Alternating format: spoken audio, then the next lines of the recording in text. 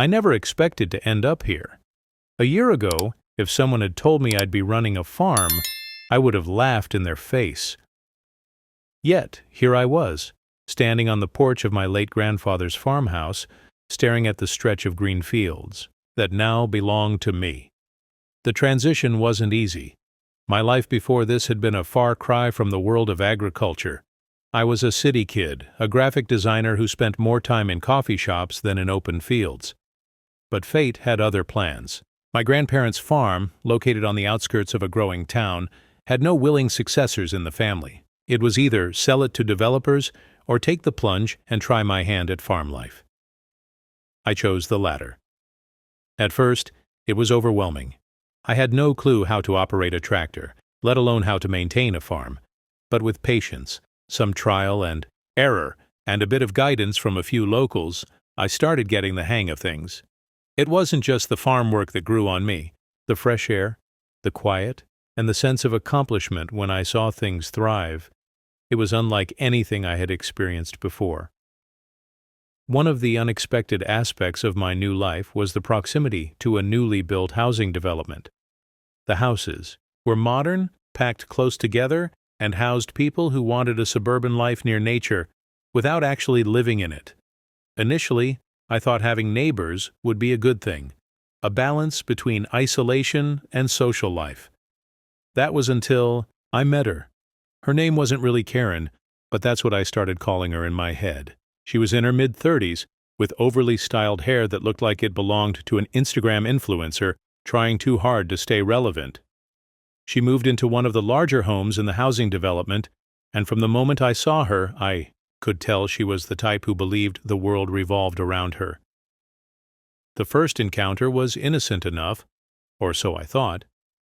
One afternoon, while finishing up some work in the barn, I noticed a bright red SUV parked near my field. At first I assumed it belonged to a lost visitor or a construction worker from the development. But as I approached, I realized there was no logical reason for the car to be there. The vehicle was parked haphazardly, half on my grass and half on a dirt path, with tire marks ruining a freshly planted section of my land. I frowned, looking around for its owner. Surely this was a mistake. Hours passed, and the car remained unmoved. Just as I was considering calling a tow truck, I saw her, a woman in a painfully bright pink tracksuit, oversized sunglasses perched on her nose. She strolled toward the car, completely unbothered by my presence. "Hey!" I called out, making my way toward her. "Is this your car?" She barely glanced at me as she unlocked it. "Yeah. What's it to you?" I was taken aback. "Well, you're parked on my property," she huffed, waving a manicured hand dismissively. "Oh, please, there's no sign or anything." "There doesn't need to be. This is private land." Her expression turned into a smirk. "I just needed to park somewhere for a bit. What's the big deal?" I kept my voice calm. "The big deal is that this is my farm, and you're damaging my land. I need you to park somewhere else." She scoffed, shaking her head. "You own a whole farm. You have space. It's not like I'm hurting anyone." I could feel my patience wearing thin. "That's not how property works. There's a designated parking area for the development, isn't there?" Her lips pressed together, and I could see a flicker of annoyance cross her face. "Yeah, but it's full, and I don't feel like parking a block away." I took a deep breath. "Look, I'm asking you nicely. Please don't park here again." She gave me an exaggerated eye roll, but got into her car. "Whatever," she muttered before driving off, kicking up dust in her wake. I watched her go, shaking my head. It was a minor annoyance, sure, but I had a gut feeling this wouldn't be the last time I saw her. And I was right. The next morning, I woke up to the unmistakable sight of a red SUV, this time parked even deeper onto my property. The same haphazard angle, the same tire marks ruining the land. I clenched my jaw. She was testing me. Fine. If she wanted to play games, I'd play back. I pulled out my phone and snapped several pictures of her car, making sure to get clear shots of the license plate. Then, without a second thought, I called the nearest tow company. By the time she showed up, Her car was already being hooked onto the tow truck. Her shriek of outrage could probably be heard all the way to the next town. "You can't do this!" she screeched, storming toward me as the tow truck driver ignored her. "I warned you," I said, arms crossed. "This is private property." "You're going to regret this," she spat, her face turning redder than her car. I raised an eyebrow. "We'll see about that." As she ranted and raved, I simply turned around and walked back toward my farmhouse. Little did I know, this was only the beginning. The air was still thick with the echoes of Karen's shrieking as I walked away from the scene. I could hear her furious footsteps stomping behind me, but I didn't turn back. Let her throw her tantrum. Her car was gone, and there was nothing she could do about it. I wasn't a confrontational person by nature, but I had learned a long time ago that some people only understood consequences, not courtesy. Karen, as I was quickly realizing, was one of those people. I figured that would be the end of it. She'd be pissed for a while, maybe even try to argue with the tow company, but ultimately she'd learn her lesson and park somewhere else. Right? Wrong. The very next day, I was out in the back corner of the farm working on plowing a field that had taken me weeks to prepare. I had been meticulous. This was my first big planting project, and I had poured everything into it. The soil was freshly tilled, the rows neat and organized. So when I walked out that morning and saw the deep tire tracks cutting straight through the middle of my field, my heart stopped. It didn't take a genius to figure out who was responsible. The jagged path of destruction ran from one end of the field to the other, the dirt uneven and scattered, small plants crushed under the weight of heavy tires, and just beyond the field, parked as arrogantly as ever, was the red SUV. Karen, I clenched, my fists, rage bubbling in my chest. She had done this on purpose. There was no way she accidentally drove through an entire field and then parked her car there as if nothing had happened. This was retaliation for having her car towed, plain and simple. I took a deep breath, forcing myself to calm down. I had a few options. I could call the police, but I had a feeling she'd just play the victim. I could go confront her, but I didn't trust myself not to say something I'd regret. Instead, I pulled out my phone and did what any reasonable person would do. I took pictures. Close-ups of the ruined crops, wide shots of the tire marks, and of course several shots of her car in the background. Then I waited. It didn't take long. About an hour later, I spotted her strolling toward her car, looking entirely unbothered. She was holding a smoothie cup in one hand and her phone in the other, her head down as she walked. "Hey, Karen," I called out, my voice dangerously calm. She looked up, raising an eyebrow. "Oh, it's you." I gestured toward the field. "You want to explain this?" She followed my gaze and let out a dramatic sigh. "Oh, relax. It's just dirt."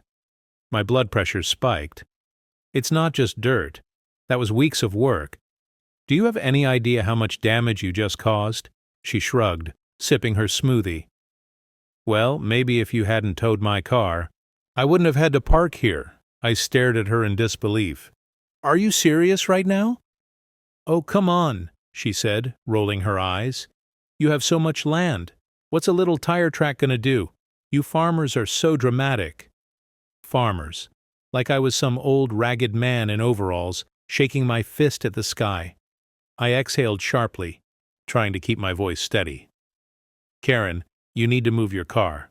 Now." She smirked. "Or what? You gonna tow it again? Go ahead. I'll just keep bringing it back." I could feel my patience snapping like a rubber band stretched too tight.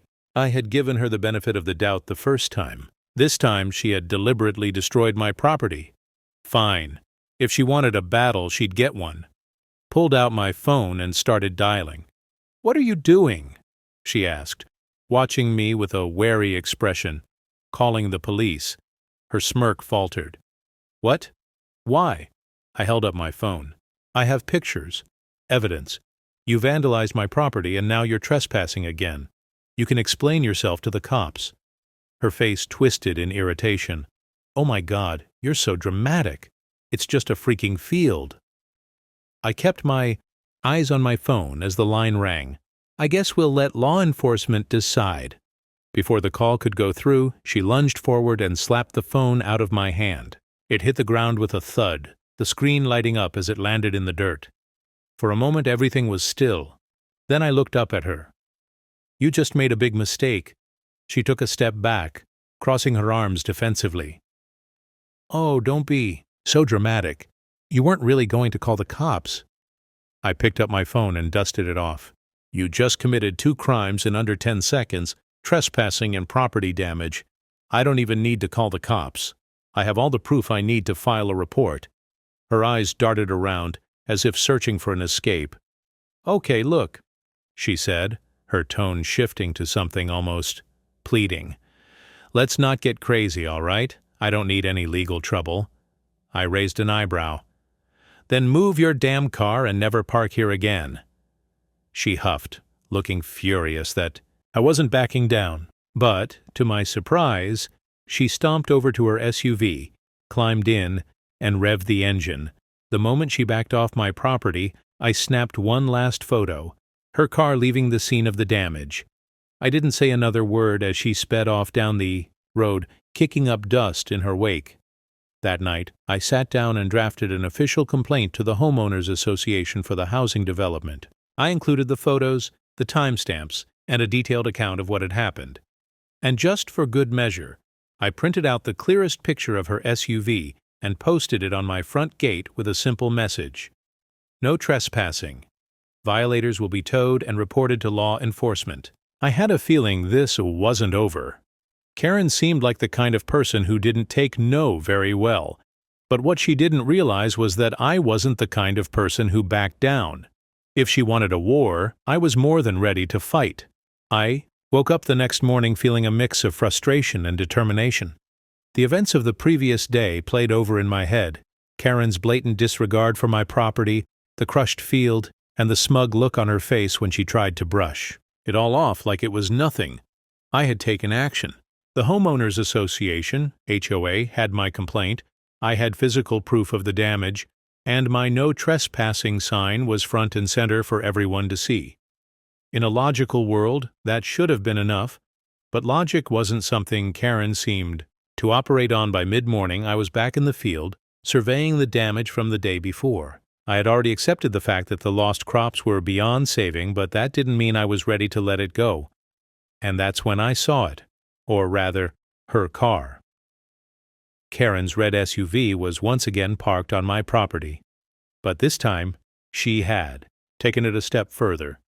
Not only had she parked right in front of my barn, but she had also set up a small folding chair next to her car. Sitting in it, oversized sunglasses on her face, she was scrolling on her phone, completely ignoring the fact that she was trespassing. I felt my blood pressure spike. She wasn't just parking here anymore, she was staking a claim, as if she had any right to be here. I approached her, hands on my hips. "What the hell do you think you're doing?" She didn't even look up. "Enjoying the morning." My jaw tightened. "On my property?" Now she glanced at me, giving a slow, lazy smirk. "Oh, come on. What's the big deal? It's just a little open space." I gritted my teeth. "I already filed a complaint with the HOA, and I've got plenty of pictures of you trespassing."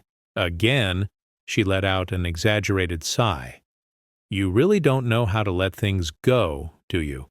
"No," I said flatly. "Not when someone keeps disrespecting my land." Karen leaned back in her chair, stretching her arms dramatically.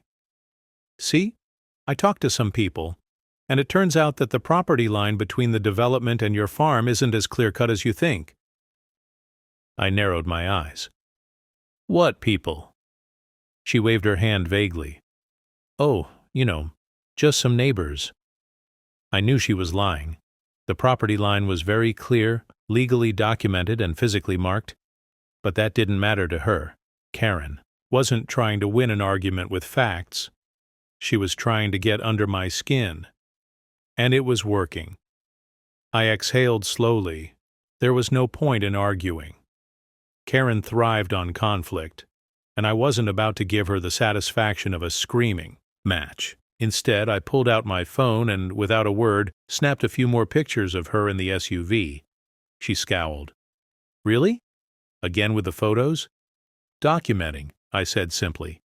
She let out a dry laugh. You think the cops are going to arrest me for sitting in a chair? I didn't answer. Instead, I opened my contact list and dialed the non-emergency police line. Karen's expression shifted just slightly. You're really calling the cops? She asked, tilting her sunglasses down to look at me. Yes. For what? For trespassing, I said. And harassment. Her face twitched just for a second before she scoffed. Ugh, you are so dramatic.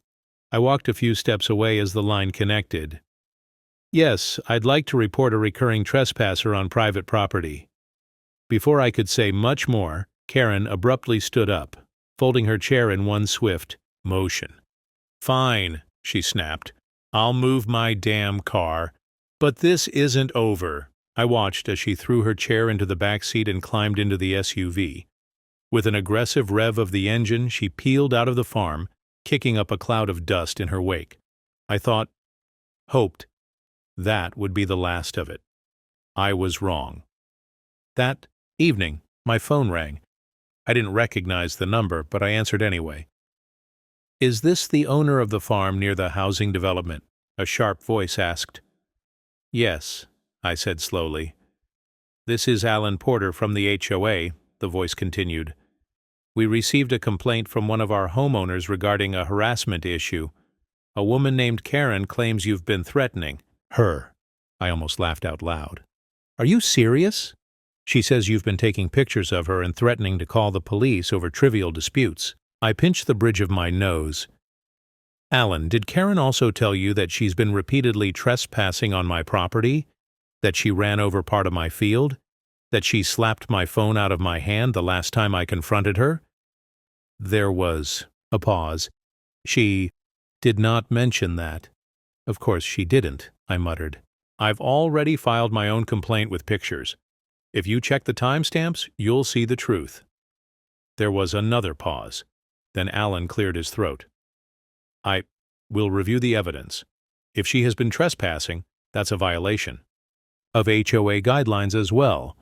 Good, I said firmly, because I'm done playing nice. The next morning, I was getting ready to head into town when I heard the sound of a car pulling up, a car that wasn't mine. I stepped outside, and sure enough, Karen was back. But this time, she wasn't alone. Standing next to her was a man, in a suit, tall, bald, with a clipboard in hand. He had the smug look of someone who thought they had the upper hand. Karen smiled at me, but there was nothing friendly about it.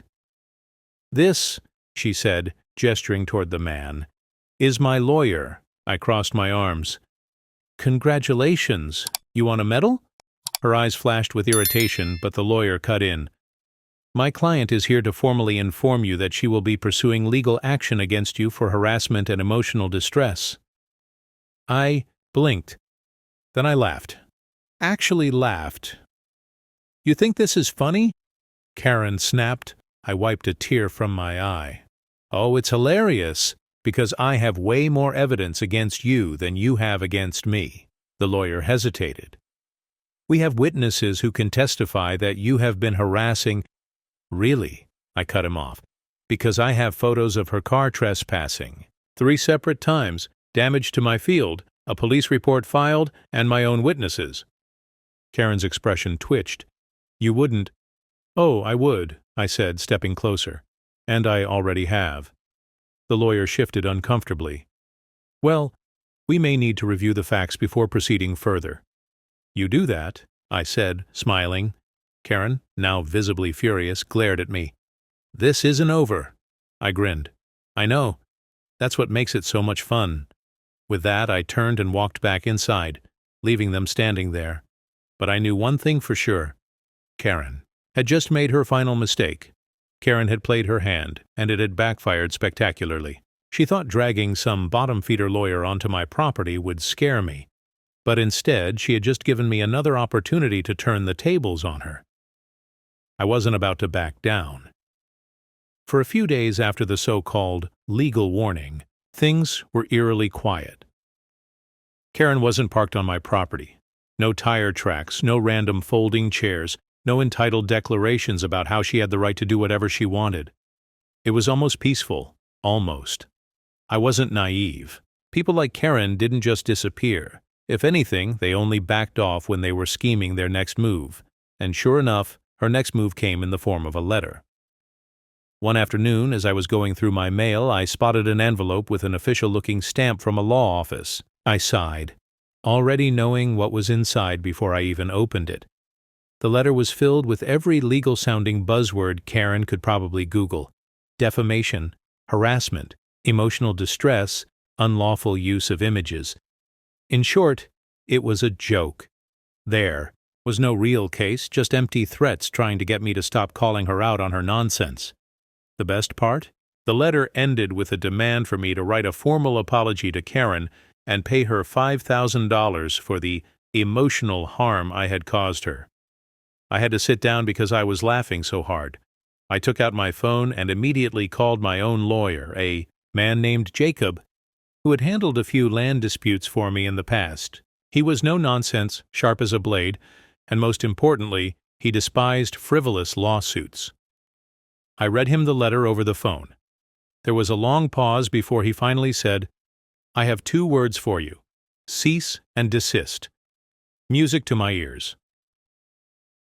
Within 24 hours, Jacob had drafted a response letter. It was brutal. Not only did it lay out the real legal violations Karen had committed, trespassing, property damage, and harassment, but it also included a counter-threat. If she didn't stop her nonsense immediately, I would be filing a lawsuit against her instead. The cherry on top? The letter included all the photos and timestamps of her car illegally parked on my land, the damage to my field, and the police report I had filed. Jacob even threw in a reminder that filing a frivolous lawsuit could get her fined. I personally dropped the letter off at her house, shoving it straight into her mailbox.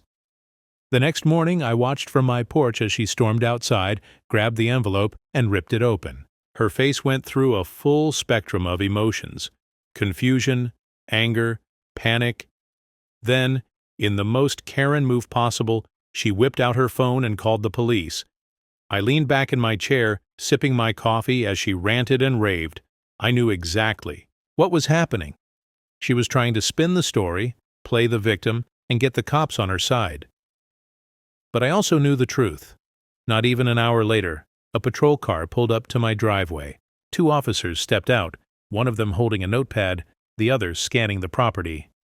"Sir, we received a complaint about you harassing a resident of the housing development," the officer said, flipping open his notepad. I sighed. "Let me guess, Karen?" The officers exchanged a glance. I waved them toward the porch. "Come on in. You're gonna love this." I pulled up my folder of evidence, the photos, the videos, the written complaints to the HOA. I even had the cease and desist letter ready to go. The officers flipped through the pictures, their expressions shifting from skepticism to realization. "So she's been trespassing and damaging your property?" one of them muttered. I nodded. "Yep, and now she's trying to frame me as the problem." The first officer exhaled sharply. "This is ridiculous." His partner nodded. "We're going to have a talk with her."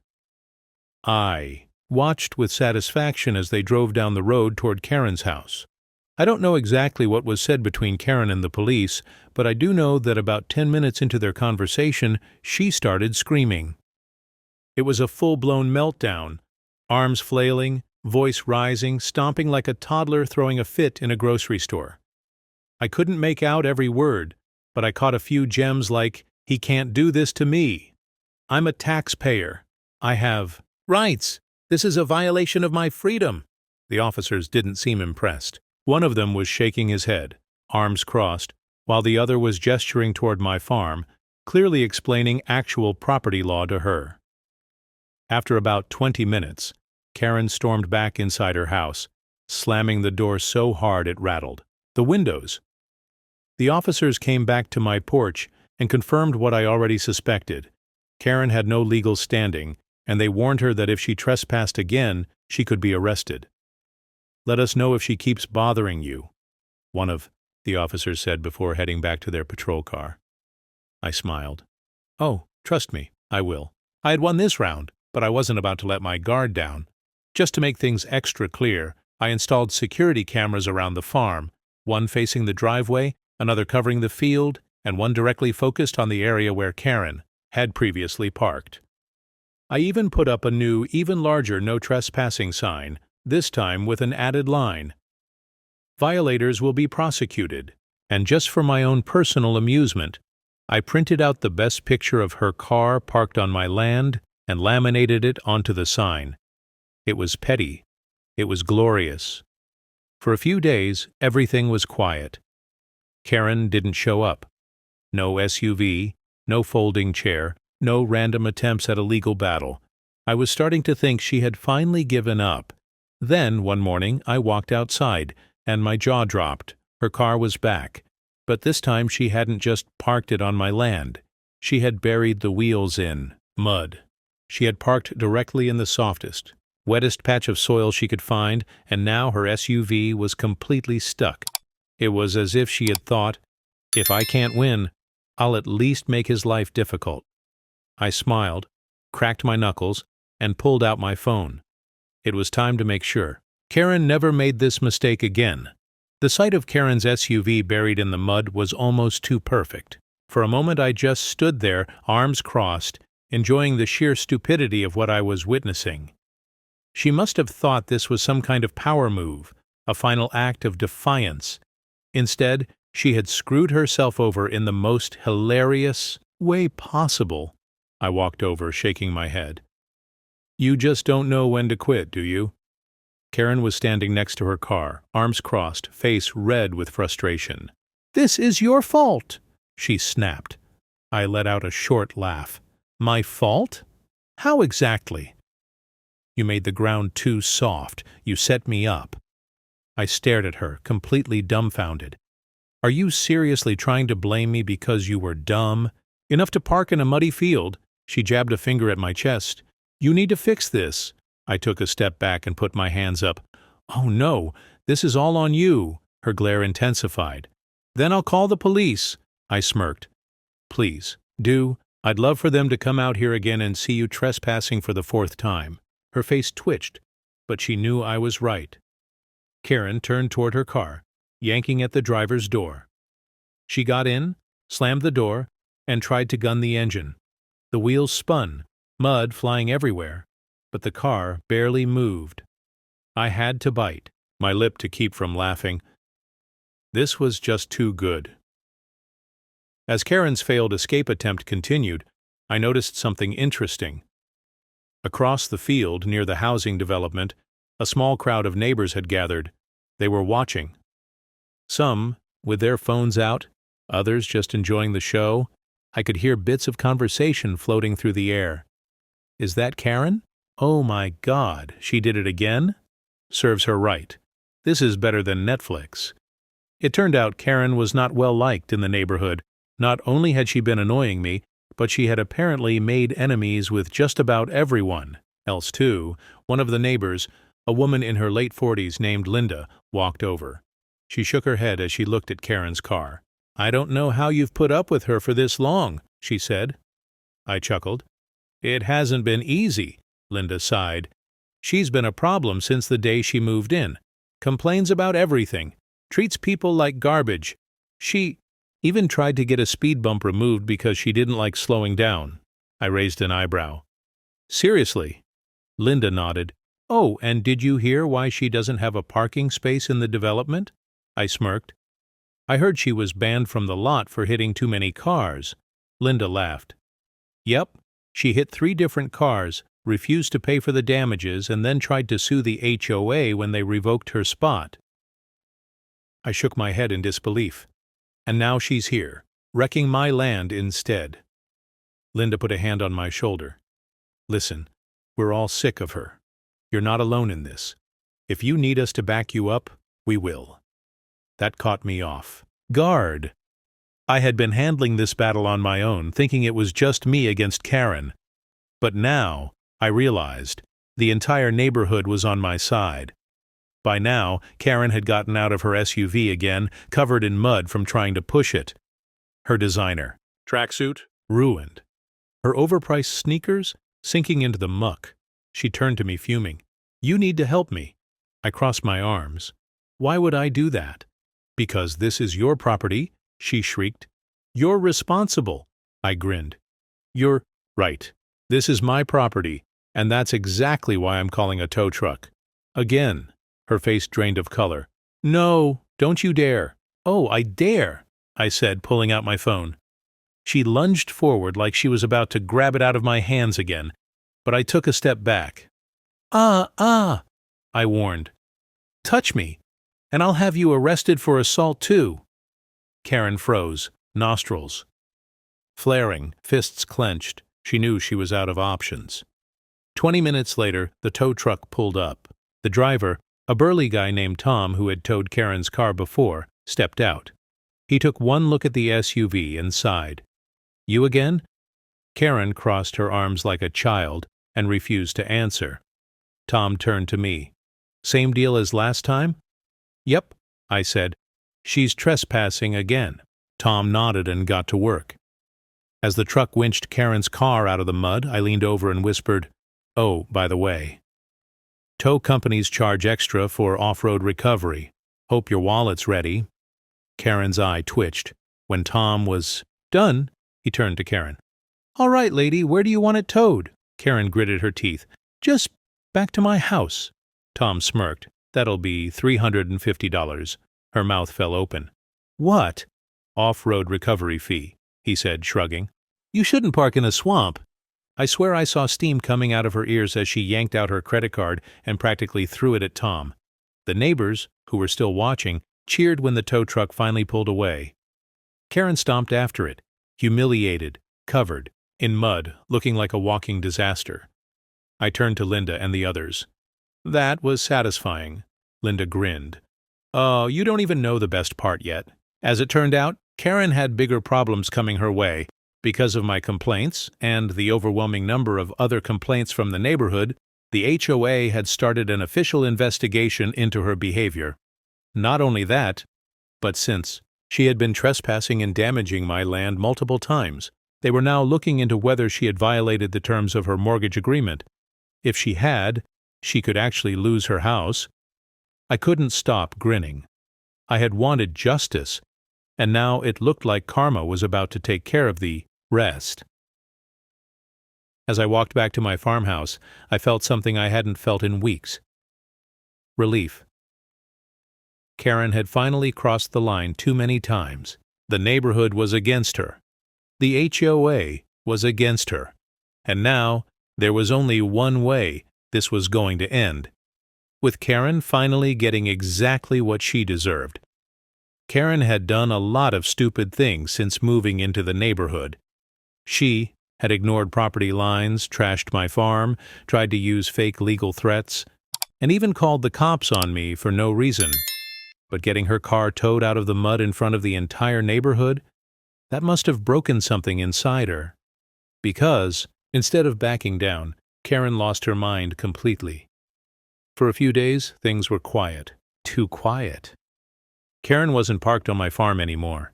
She wasn't stomping around, making ridiculous demands, or threatening to sue me over imaginary laws. But I knew her type. She wasn't finished with me. And I was right. One night around midnight, I was woken up by the sound of an engine revving outside. I groggily got out of bed, pulled back the curtain, and looked out the window, and that's when I saw her, Karen. She was back, and this time, she was speeding across my field in her red SUV, tearing up the dirt like a maniac. I snapped awake instantly. She was completely out of control. The SUV's tires were spinning deep trenches into the soil, wrecking my crops, sending chunks of mud flying in every direction, and the worst part? She was laughing, like a full-blown supervillain, head thrown back, cackling like she was in some kind of revenge movie. I grabbed my phone and immediately hit record. I stepped onto my porch, still filming. "Karen!" I shouted over the roar of the engine. "What the hell are you doing?" She slammed on the brakes, skidding to a stop. Then she rolled down the window, smirking at me. "You want something to complain about?" she sneered. "Here it is." And then she hit the gas again. I could only watch as she spun donuts in my field, deliberately ruining weeks of work. I didn't move. I didn't scream. I didn't rush toward her like she probably expected. I just kept filming. Karen must have realized she had made a mistake because after one last dramatic spin, she suddenly tried to drive back toward the road. Only one problem. She miscalculated. Instead of following her original tire tracks back, she veered slightly to the left, right into the same muddy patch where she had gotten stuck before. I almost burst out laughing. Her SUV's front tires sank instantly, the weight of the car pressing deep into the sludge. She slammed the gas. The wheels spun. The engine whined in protest. Nothing. She had just trapped herself again. This was too easy, Karen must have realized. How screwed she was because she suddenly jumped out of her car and started running toward her house like a criminal fleeing a crime scene. Unfortunately for her, I had already dialed the cops. "Woman, what's your emergency?" "Yes, I need officers at my property immediately. I have a trespasser actively vandalizing my farm." "What's the suspect's name?" I grinned. "Oh, you're gonna love this. Her name is Karen." The cops showed up fast. By the time they arrived, Karen had locked herself inside her house, like a guilty child refusing to come out. But there was a problem.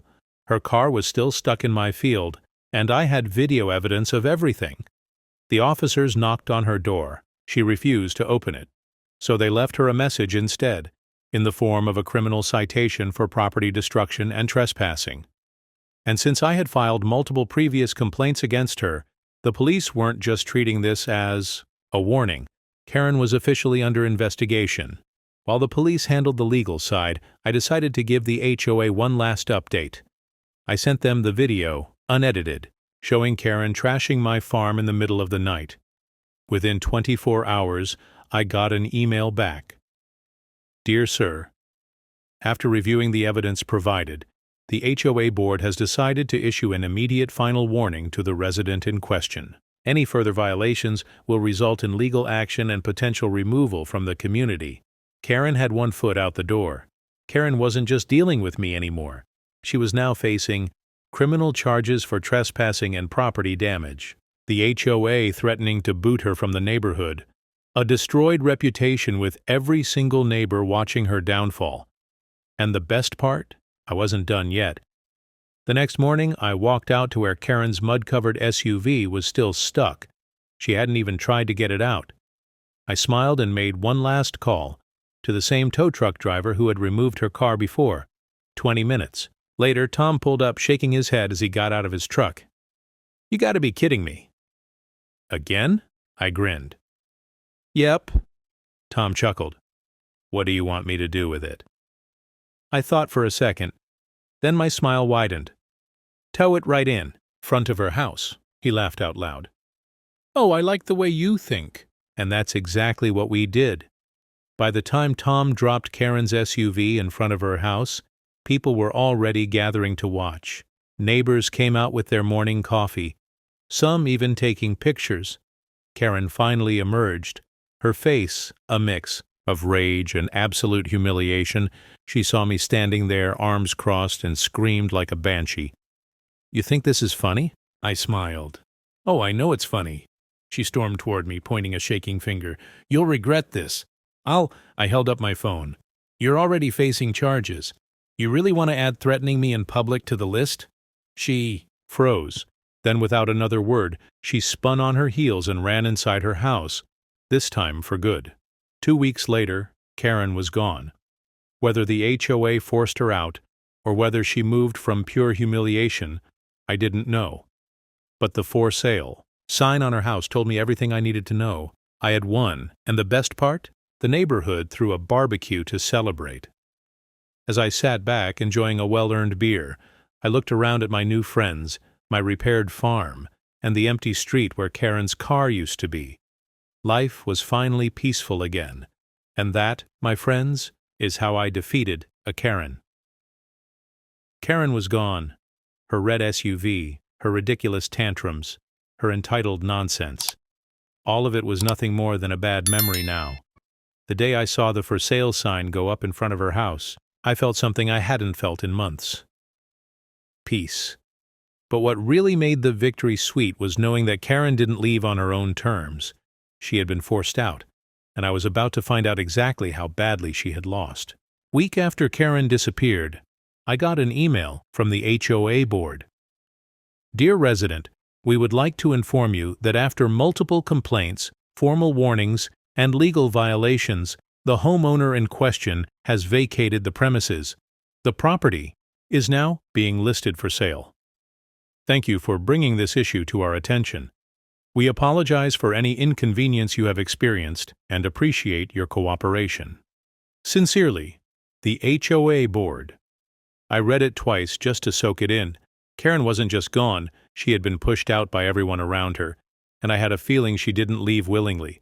From the gossip floating around, I pieced together what happened in her final days.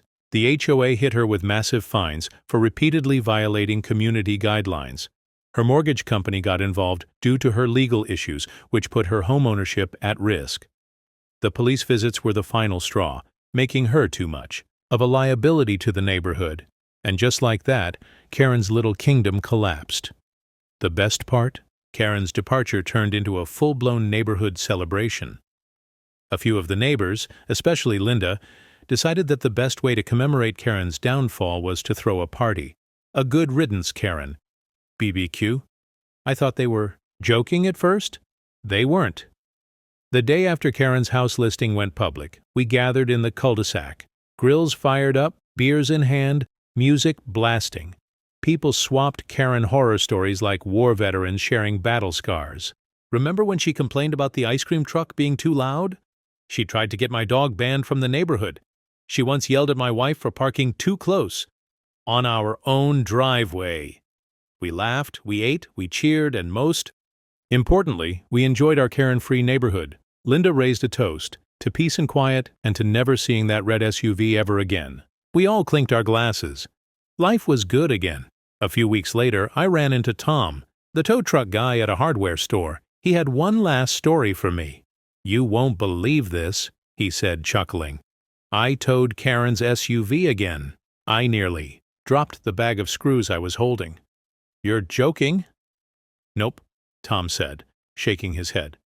She moved to another neighborhood across town. Same car, same attitude. Apparently she pulled the same parking nonsense over there. Someone called me in to tow her, and when I got there I saw her screaming at the guy who reported her. I burst out laughing. She never learns, Tom smirked. Nope, but at least she's someone else's problem now.